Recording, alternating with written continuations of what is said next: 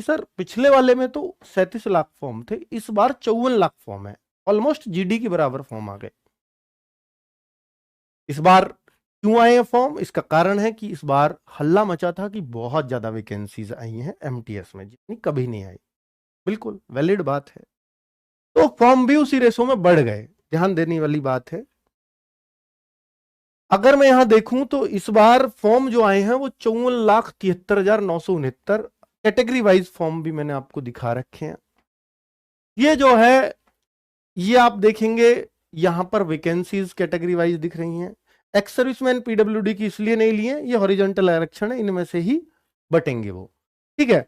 तो total 12,523 vacancies, इतने इतने फॉर्म है कैटेगरी वाइज। अगर मैं इस फॉर्म को, इस वैकेंसीज को इनमें बांटता हूं तो करीब 437 में से एक बच्चे का सिलेक्शन। पिछली बार था 490 में से एक का, अब ये फॉर्म ज्यादा भी है तो वैकेंसी भी ज्यादा है, तो 437 में से एक का। कुल मिलाकर सिलेक्शन तो बच्चों पिछली बार से लेना थोड़ा सा आसान तो है ही, बहुत ज्यादा नहीं, थोड़ा सा आसान तो है ही। अब आपकी उस बात पे आते हैं कि भाई सर ये इतनी वैकेंसी होने के बाद भी थोड़ा ही आसान हुआ, ये फॉर्म कहां से आ गए इतने सारे? अब देखिए यहां पर जो फॉर्म है ये 37 लाख हैं, और अचानक ही 17 लाख फॉर्म कैसे बढ़ जाते हैं किसी वैकेंसी में? अब अगर इससे पहले देखोगे तो 37 लाख 40 लाख यहीं घूम रहे होते थे, इस बार 54 कैसे हो गए?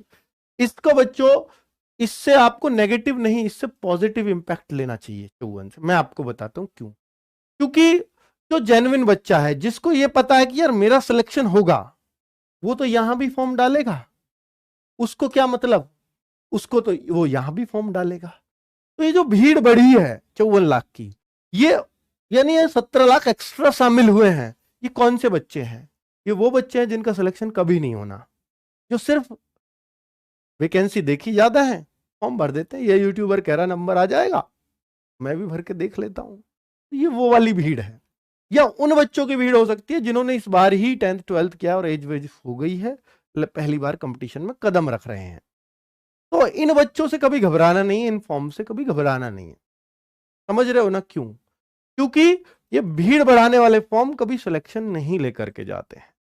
मैं ये नहीं कहता कि जो फ्रेशर है उसका सिलेक्शन नहीं होता, पर फ्रेशर का पहली बार में सिलेक्शन होना बहुत मुश्किल है, बहुत मुश्किल है, ठीक है। और सारे फ्रेशर जो बेकार नहीं होंगे, पर इस बार 10वीं 12वीं करके तुरंत कंपटीशन में आ जाना, उनके सिलेक्शन की बहुत कम चांसेस रहेंगे।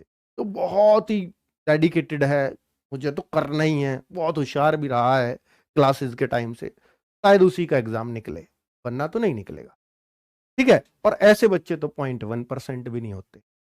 चलिए, तो इसलिए फॉर्म्स को देख करके बहुत ज्यादा मत घबराना, अपनी तैयारी पे भरोसा रखना।